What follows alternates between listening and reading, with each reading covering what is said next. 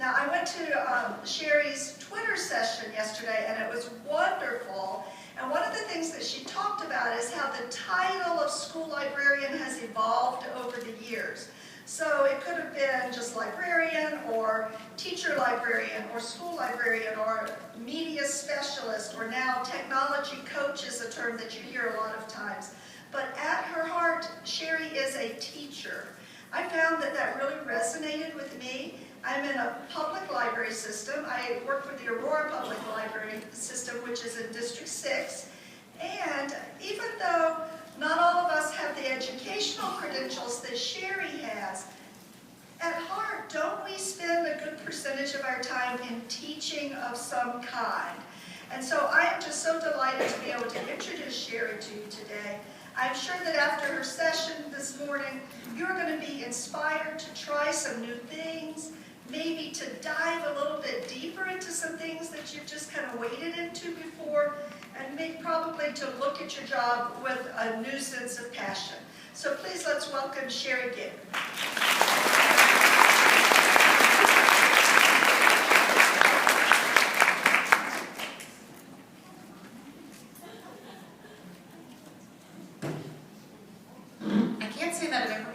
As the main event before, so that's kind of exciting. I feel like I need a ring, maybe some boxing ring or something. That sounds really cool. Can we ring the bell? Ding. Let's get it started, right? Well, good morning. I am really excited to be here today and be able to attend this conference with you guys. Thank you to the CYPD board for inviting me, and I hope that I will be able to share something interesting today that, like she said, possibly even inspire you. So today I'm going to talk to you a little bit about connections, and I'm going to be really uncomfortable standing in front of this mic. I'm already trying to figure out how I can pace on the podium. Those of you that attended my Twitter session yesterday also know I could be known as the hyperactive librarian, because the one picture that was taken of me, I was talking like this, and I thought, I don't remember dancing during that session yesterday, but it looked like I was leading the hokey pokey with my hands up in the air. So I'll try not to hit the mic. I'll probably back away from it as well. And let's get started. Okay, so I am Sherry Gick, and I had that great introduction. You can find me on Twitter a lot. My handle is @LibraryFanatic. I also blog at thelibraryfanatic.com. Not as regularly as I should, but I like to reflect on library programs that are going on at my school. I like to talk about books that I'm reading and just ideas that are inspiring me. So my blog is an important part of sharing with others in the outside world. My email, smgick@gmail.com. And this is a good question and answer to start with. So this is actually my library, the outside of my library at Rossville Middle High School. And I have these great windows into the hallway. Now, who out there knows what in the world is on my windows currently? Yes!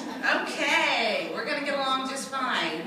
This is Squirtle. So each month, I'm going to say month-ish, we started this a couple years ago, actually during School Library Month, that we decided Post-it note art sounded like a really cool thing. It looked really cool, and my library TAs were like, hey, can we do that? I'm like, sure, which is usually my reaction to whatever they ask me. I'm like, okay, we'll try it. I'm game, as long as you do it, because I don't have time to stick Post-it notes, and I'll stick like 3, and then I'll get distracted, and it will never happen.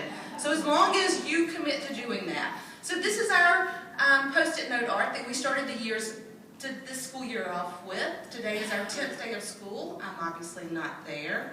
Thank you, CYPD. It's nice to already have a day off. And this is my brilliant daughter, who was responsible for every single Post-it note that went up on this display.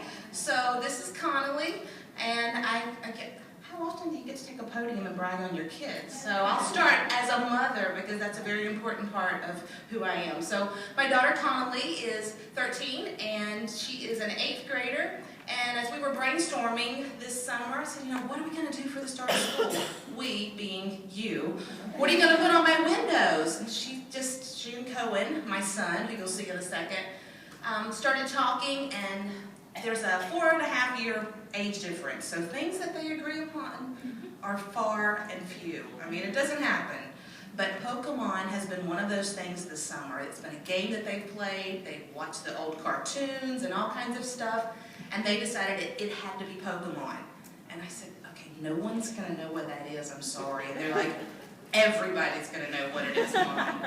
I trust my daughter. As an 8th grader, she's pretty, you know, kind of has a pulse on what's hot and not. And she's into all kinds of fandoms, Doctor Who and Supernatural and all those cool things. And so when she said Pokemon would be a hit, she was right. I have been amazed, and through open houses, we have a K-12 building. It's not unusual during open house to have our kindergartners walking through because they might have a 7th grader brother or sister, and so the little ones knew, my seniors know. It's been a really good thing, and I'm real proud of her that she put that together. And no, I don't know how many Post-it notes are up there, and I will never count. But yes, it took her almost 2 full days to do the art.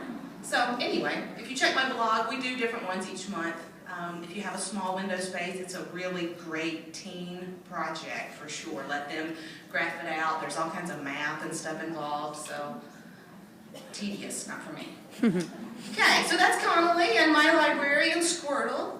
And I have to obviously tell you about my son. This is Cohen, also known as #CohenMasterBuilder. Yes, he has his own YouTube channel, and he started his YouTube channel a couple years ago. And he basically, it was during the summer, and he brought me the iPad, and he said, hey, I just made this video. Can you put it on YouTube? No. You're 7 years old. I'm not putting this on YouTube. What are you talking about? He was like, Mom, just watch it. So it turned out he knew how to use the iPad. Shocker. He knew how to use the camera. He knew how to make movies. I taught him none of this. And he likes to talk about Legos. He's pretty much obsessed with Legos and building and things like that. And so he creates movies. I think on this part, I may need you to press maybe the play on the top one. So sometimes he talks about things that he's building. Mr. Builder, back for another video, and I know I just did a green arrow, but I made another green arrow. So first off, you'll need Bane's body, the Dark Knight Rises Bane, with green arms and like skin-colored gloves. Then you're gonna need this Lego Star Wars face. It doesn't matter what side you have it on, it's the Lego set face. But I'm gonna put it on this side. And you'll need Thor's hair. Then you'll need green pants and the khaki-colored belt. Not And then brown, you're gonna khaki. need this bow and arrow. Okay, you can pause that one, please. And then it should look like that, and that's the... So sometimes it's an explanation as far as how to build something he's created, and he just goes through the steps. I'm assuming he's watched videos like this before, and this made him want to share and create it. Not that I don't supervise his internet, but the fact that he came to me as a 7-year-old and wanted to start this channel, and so we talked about, you know, what types of things he could share and couldn't share, and he wanted to be called Cohen Master Builder. So if you have a chance, my kids are pretty awesome, so I start with them because it's only downhill from there. You know? He also does stop action, which totally fascinates me as well. So here's a real short one. He's also fascinated with Deadpool. So this is great.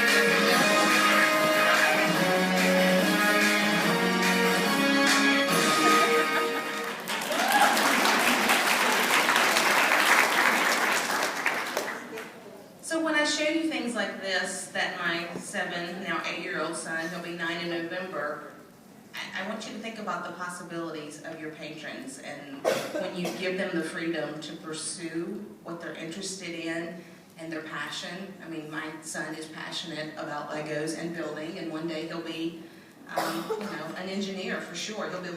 He will build great buildings one day. Okay, so you got to hear a little bit. I'm having a hard time with the clicker. I need to point at the computer, not the screen. What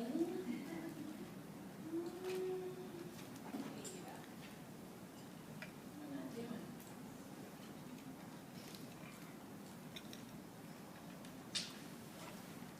just let you advance. How about that? Great. So you heard a little bit about the past 5 years. The past 6 years, I've been at Rossville Consolidated Schools. We're very unusual. We are a K through 12 building. Formerly 3 schools, an elementary, middle, and a high school. And just this past January, we have now merged back into 2 schools. And basically that only means we have 1 less administrator. So we have an elementary, K through 5, and then we have 6 through 12. And it's a great place to work. My kids are both there. My husband is dean of students. All 4 of us go to work. Not always together, but we are on campus together every day.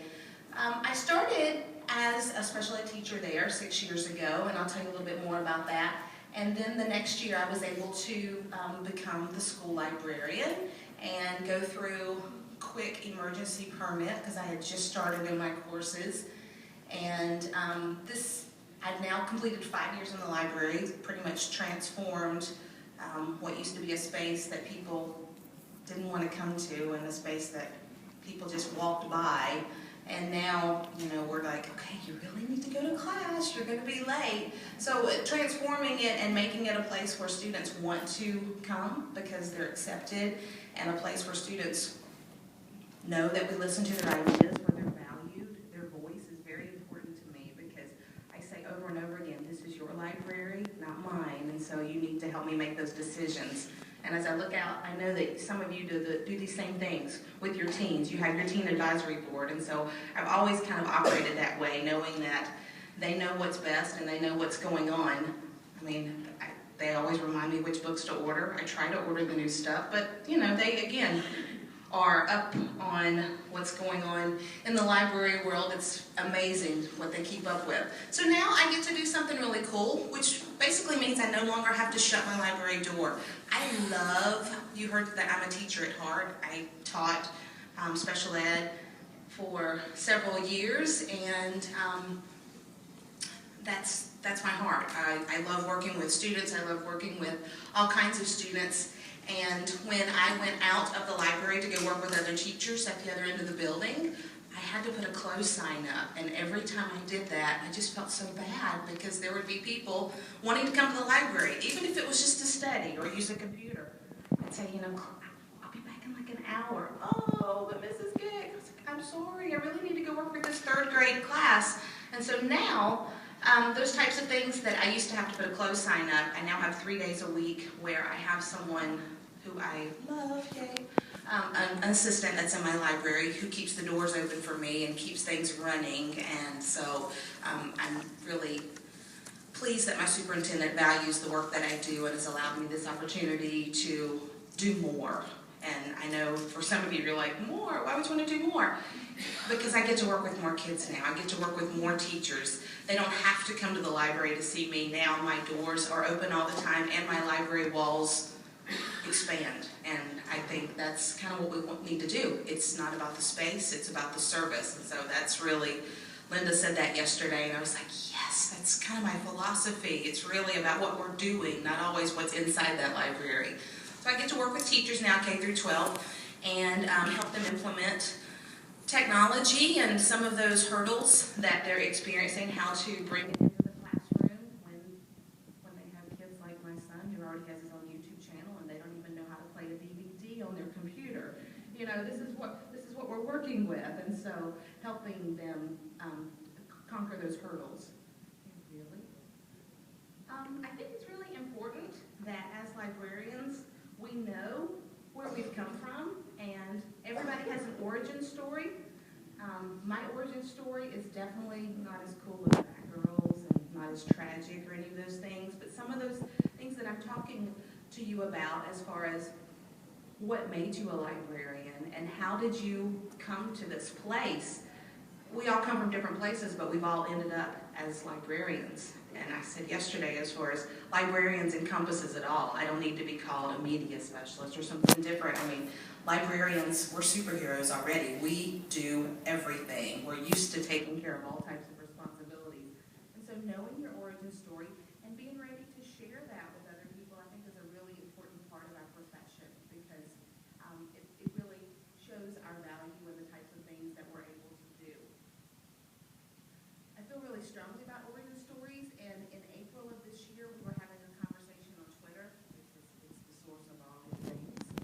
And we were sharing some things like that, and my friend Andy Clemens in Georgia, he said, we should really write some of these things down. We should try and document. We're always sharing stories with each other, telling our students to share stories.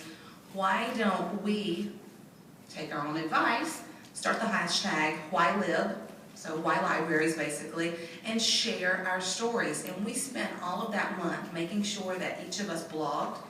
And as I looked at the collection of stories last night, there's a Padlet. If you search the #WhyLib hashtag, or even just search it on Google, it'll come up. There were people that just added in June. Other people were so busy, but they still had that on their mind that they wanted to share their story. And so I encourage all of you, to think about that, even if you're not sharing it publicly, to think about your story, your origin story, and what brought you to libraries. I wish I had this great story that I was inspired to be a teacher and a librarian because of my amazing librarian from high school, or maybe from middle school, or maybe even from elementary. But the sad part is, I have no idea. I don't even have a mental picture, a name of any librarian in my school, K through 12.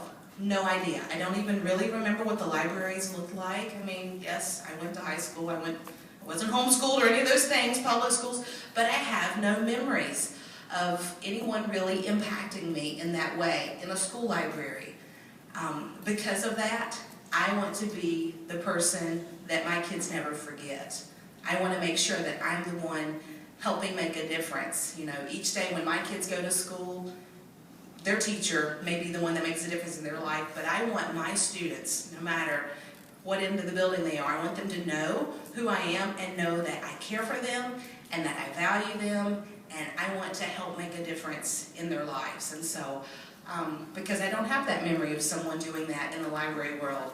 Yes, I can tell you about, as far as, I always had a love affair with libraries. My earliest memories were going to the library, the public library, and checking out stacks of books on my mom's card, because there was this rule about writing your first and your last name, and I couldn't do that. And so I was so excited when I finally was able to, write it on the line, and I remember that how exhilarating that was to actually use my card and check out my own big stack of books. And I remember conversations. My parents were readers, and they valued that, and I think that's really important that they modeled that for me, to take me to the library to check out books. And so public libraries, I have tons of memories of, and so know that you're making an impact daily.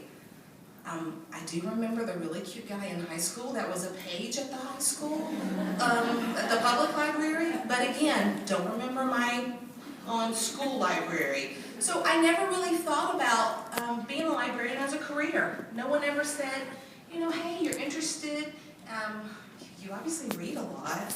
I was one of those students. So I always read books, just, avidly engaged in reading books and visiting the public library, but no one ever even mentioned it to me as a career, and I never really thought about it. It was like, well, I like to read, I like working with kids, I'll probably be a teacher. Makes sense. So I did. I went to school and became a teacher, and never really thought about working in a library until I had my son, and not my son, my daughter.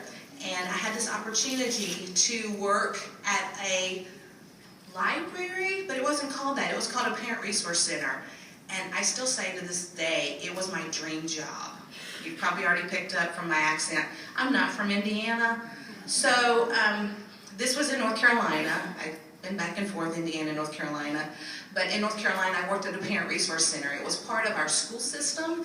And this library was open all day long for parents and for children. So when kids were at school, parents with younger children could come in and check out toys. We could check out all kinds of fun backpacks. We did tutoring after school. We did story time. And I got to do all these cool things as a teacher. I was still, working as a teacher for the school system, but working in this, what felt like a really awesome library setting. So when my husband accepted a job here to come back and do what every Hoosiers' dream is coach basketball in the state of Indiana, I left my dream job, and that was very difficult. At the time, I was pregnant with my son, and so I thought, well, I'm just going to take some time off anyway.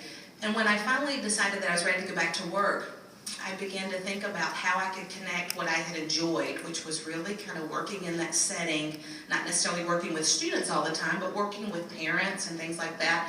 And I began looking for a library job. And I was able to go work at Frankfort Library, and there are people here from Frankfort today, and I'm sure everybody across the state knows how amazing the Frankfort Community Public Library is. So that was kind of my transition into the library world. I worked as an AV library assistant because I did not have a librarian's degree. I didn't have an MLS at that point, so I think that librarian's title is earned. Julie, I really wish I'd put a screenshot from your Facebook post because that's a discussion we've had before. So I had that opportunity to work part-time at the Frankfort Library, and I found that I loved what I was doing. The reference director, who is now the assistant director, Tom, encouraged me, to pursue a degree in library science. Saw that it was something that I could be passionate about, and I began to take classes, not really knowing what was going to happen in my little town of Rossville. Well, a job opened up, and I did find out that, sorry people, I'm not really good at working in the evenings. As a teacher, I kind of like my evenings. I might grade papers, but I do it in my pajamas. I don't have to go to the I don't have to be dressed professionally. I'm not really cool about Saturdays. Sorry, Saturday librarians, I know you have to do that. Or Sundays. And so that was the part where I began thinking, okay, libraries educator. Kind of seems like a perfect fit for me would be a school librarian. That would kind of combine some of my strengths. So I was able to begin working at Rossville. I got my foot in the door when a special ed job opened. Excuse me. I thought I was returning work part-time. My son was still little and I wasn't ready for full-time. My part-time job, I was hired. I resigned from the Frankfort Library. 3 hours later, the superintendent called and said, oh, it's full-time. Perfect. Not really what I signed up for, but yes, sir, I will still take the job, knowing that this, could lead to something in the future. It was only a year later that I was able to step into the role as school librarian there, and hurriedly, I was only taking one class at a time, oh my, hurriedly work on my certification, those 27 hours from IUPUI to finish that up, and then eventually finishing up my master's at IUPUI because I really value that MLS and feel like that's important for me to have. It's my first non-education degree, so who knows, one day I may return to public libraries. Okay, so that's way more than you ever wanted to know about me, but now you know. So when Stacy mentioned to me that she kind of was hoping that I would pinch hit for the keynote speaker that was going to be here today, this was my initial reaction. Truth. Not depressed.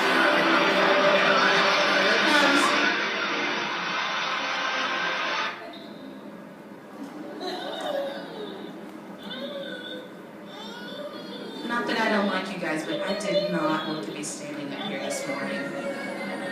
And then I began to think about who would be in the audience and the types of things that I could share with you. And I began to get excited about being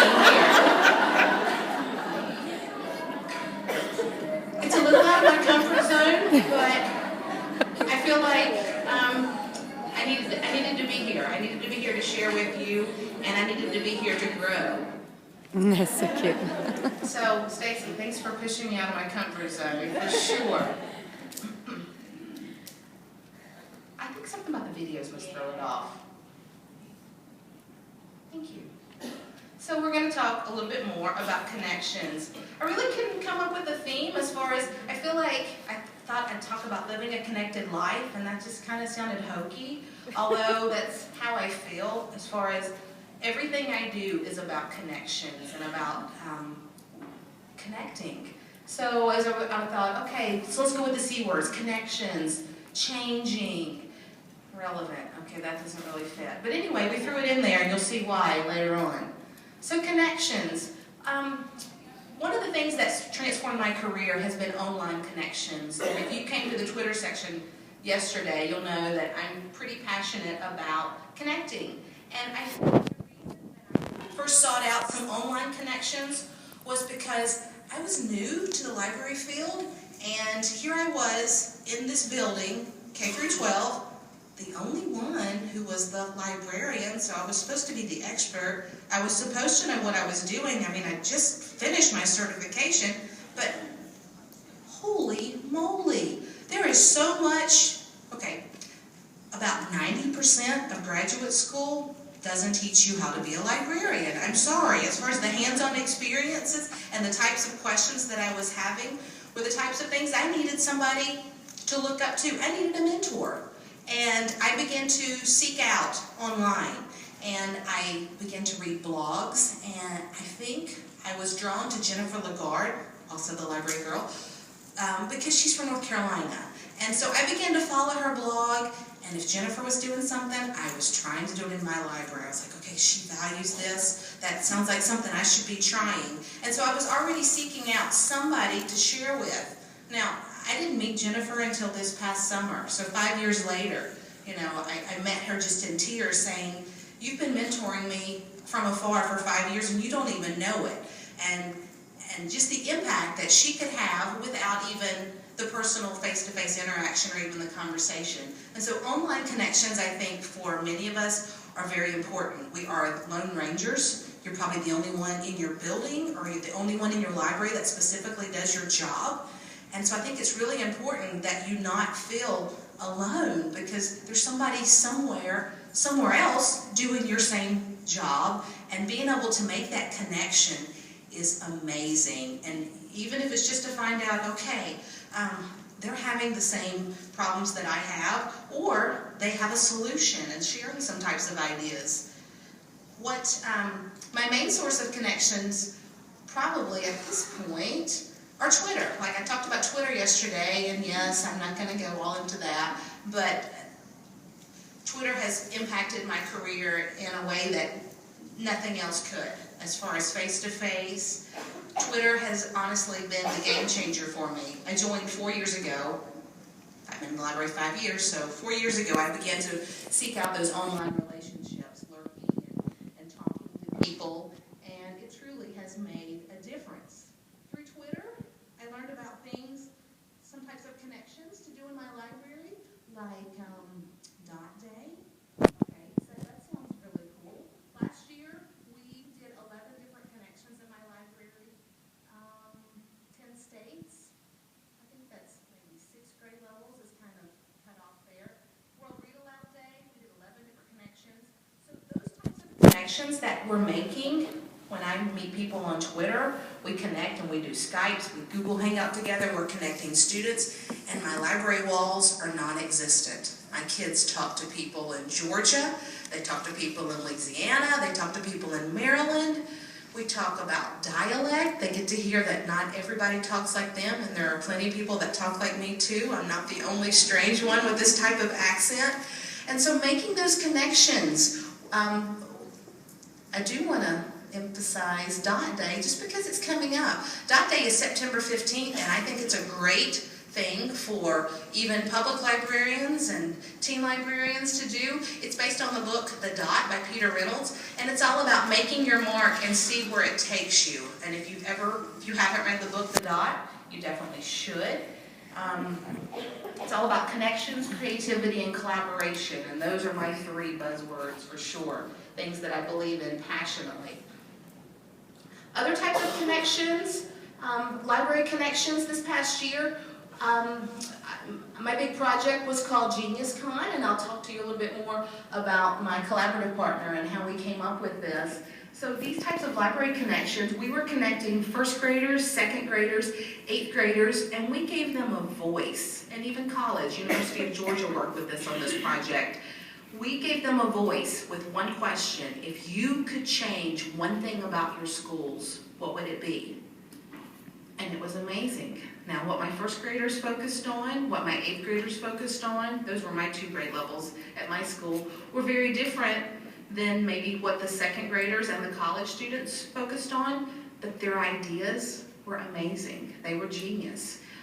The 8th graders came up with an idea and presented to the administration, and we're using that idea with our dress code implementation this year at our school. And so their voice, sharing their ideas, something that we as teachers probably wouldn't have come up with, but they did. So making those connections and seeing each other, I just see the library as being a spot, a place to do that, to connect.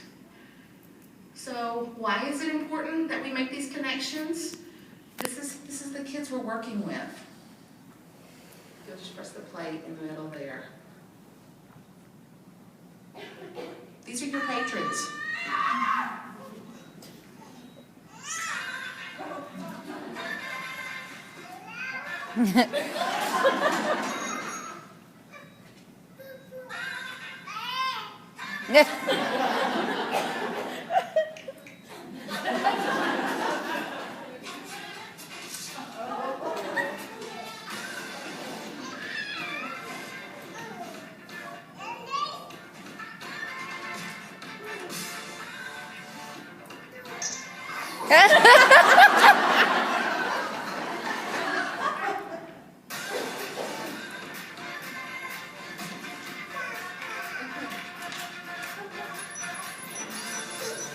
Go live.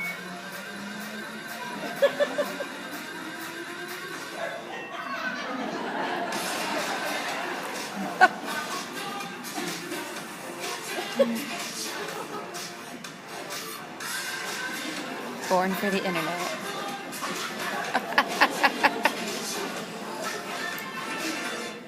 My students, your patrons are born for the internet. They're born to connect. I was so excited to see Linda share the Gen Z characteristics as far as stressing the fact that this generation really wants to connect and make and collaborate and do all those types of things.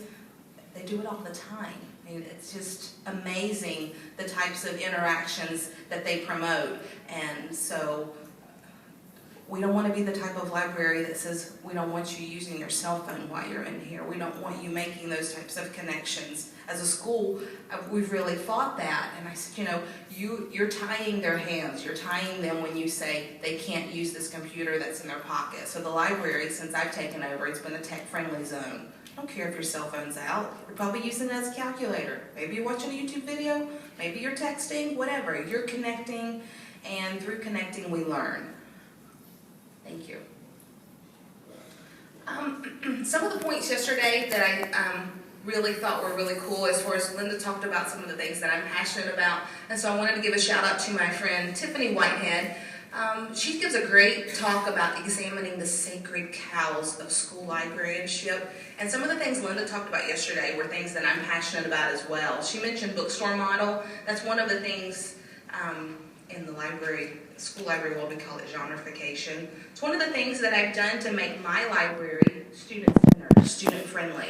And I also do a self-checkout because I don't have time to stand behind a circulation desk. I mean, I got things to teach, things to do, kids to interact with, and for me to stand and just check out books as being the only person in this library was not a good use of my time. And so some of those sacred cows, like we're the only ones that can touch the books and we're the only ones that can shelve the books because Dewey Decimal System, those types of things, you may be ready to throw tomatoes, but they're all out the window at my school. My library is all about being student friendly.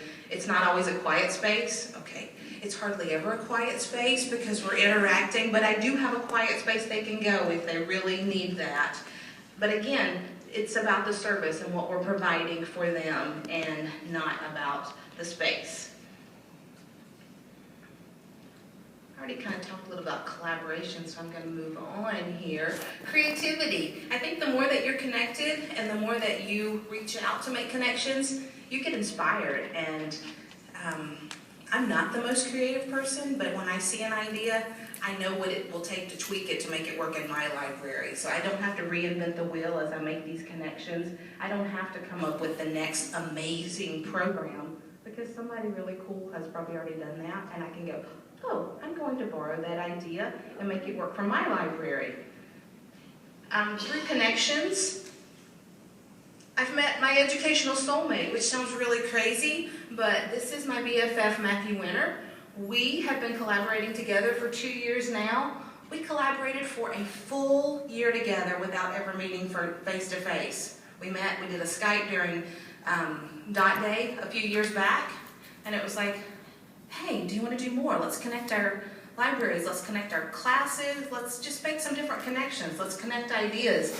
And we have just, the sky's the limit. We have done all kinds of things together, and it all started from Twitter, as far as, hey, I need somebody to Skype with my class this day. Hey, I can try that. I've never done that before, but I was willing to give it a try. So Matthew's in Maryland, and his family is very dear to my family now. We've now met face to face and done all types of collaborative projects, like I said, Genius Con and things like that. So finding that maybe it's a team of people out there, or maybe it's just one person that you're able to share those ideas with in kind of a judgment-free zone. I'll come up with an idea and I'll say something to Matthew about it, and that idea gets bigger, and then it snowballs, and then before you know it, we're like presenting at a national conference. Things just tend to snowball when we get together, or maybe we're doing something crazy like singing karaoke in front of people. You just never know. When you find somebody that you can connect with and bounce ideas off, you become better, because I'm not an expert completely on anything. I'm willing to borrow and find ideas and put things together, and so making those connections is, for me, pivotal.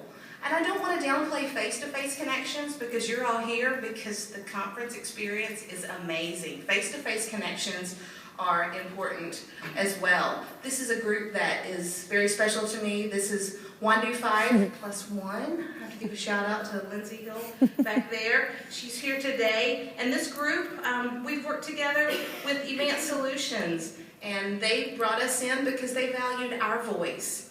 And as they valued our voice as school librarians, we just talked about the fact that how it just emphasized how we valued our patrons, our students' voices. And so when somebody values yours, it emphasizes that fact, that feeling that somebody's listening to you and thinks your ideas are meaningful. So face-to-face connections are important. I don't want you to think that you should stay buried in the Twitter sphere all the time and not make face-to-face connections, because a lot of my friends on Twitter have now become my personal learning network in face-to-face. Conferences, like you said, you're here, these face-to-face, this is the perfect time not to just sit with the people that you know, but to make connections and find other people that are doing things that you're interested in doing. And our state conference, ILF,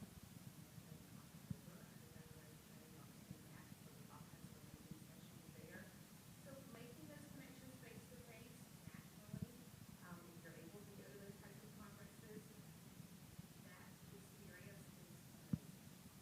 And you always come back refreshed with new ideas and ready to conquer the world. So that's the point. I also want to do a shout out for another program in Indiana that's been a great connection for me. Indiana Library Leadership Academy is in its 3rd year now, and I was part of the cohort last year. And being able to be a part of a team of people that weren't necessarily just librarians, directors of small libraries versus big libraries, department heads, all types of librarians, special librarians, my favorite, special and school librarians, 4 different types of librarians, yes. And working together, those types of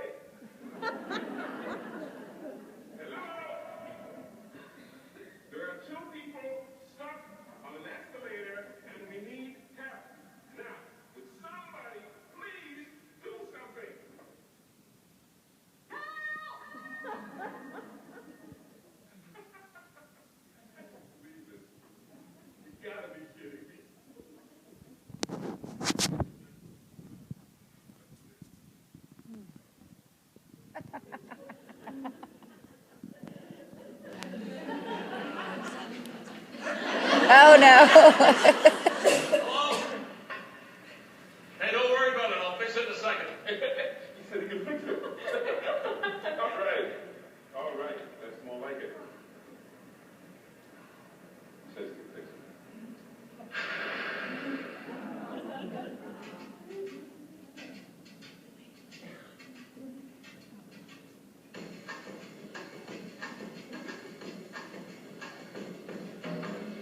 So what's your big picture? Are you doing things in your library because you've always done them that way? Obviously that escalator, there was another solution there, but couldn't see the solution because it was right there. And so kind of looking outside of yourself and outside of maybe the way your library's already always done things, looking at other libraries, what's working for them, and seeing again that big picture that sometimes we forget to look at. There are so many solutions to problems, and stepping outside and making those connections is a really big part of that for me. So that means that we have to be okay with change. I know sometimes I mentioned this yesterday. Change is a really important part. We have to continue to change. We have to continue to evolve. If you're not changing, you're standing still. And guess what happens when you stand still? You're left behind. And so you have to be willing to evolve and to change.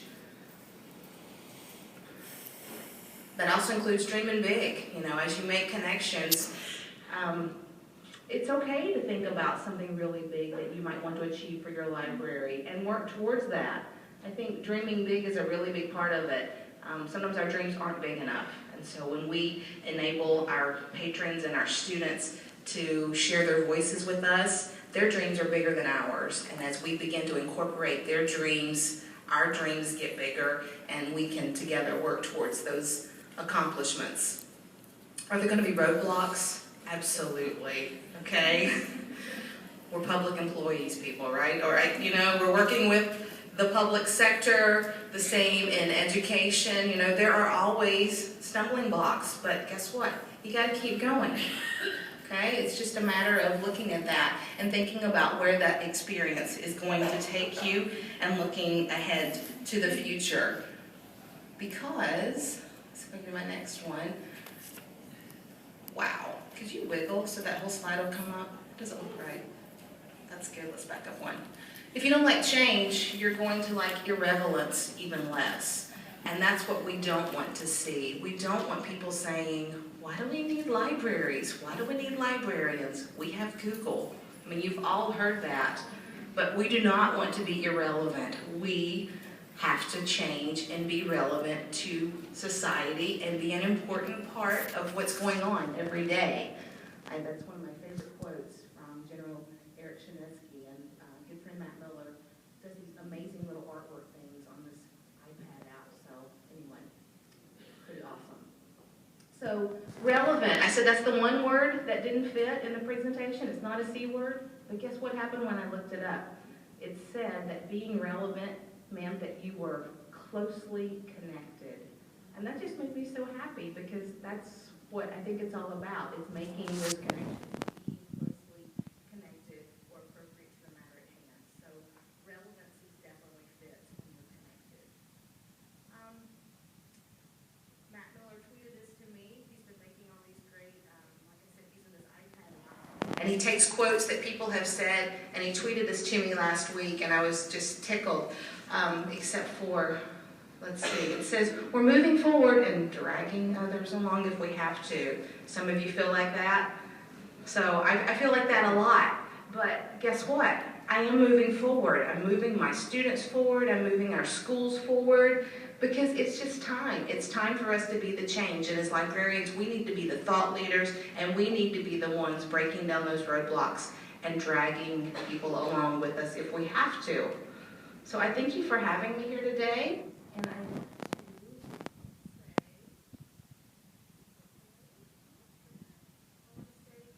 want to say to you. I think we should make this a saying, you know. We should definitely fold the hands, like that, push the glasses up, Because again, the divine awkward in me honors the divine awkward in all of you that we are all about. So thanks for having me, and that's me. Thanks.